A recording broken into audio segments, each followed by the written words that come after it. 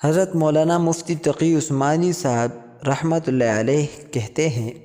بعض لوگ یہ سمجھتے ہیں کہ عاشوراء کے دن کی فضیلت کی وجہ یہ ہے کہ اس دن میں نبی کریم صلی اللہ علیہ وسلم کے مقدس نواسے حضرت حسین رضی اللہ عنہ کی شہادت کا واقعہ پیش آیا۔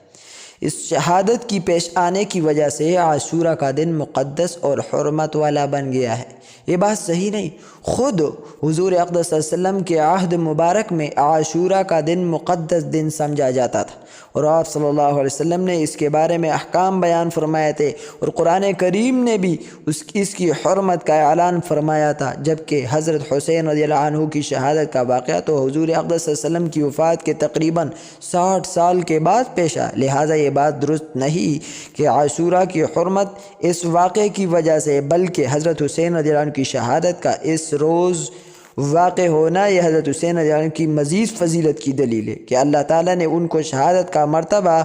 اس دن میں عطا فرمایا جو پہلے ہی سے مقدس اور محترم چلا رہا تھا۔ بہرحال یہ عاشوراء کا دن ایک مقدس دن ہے۔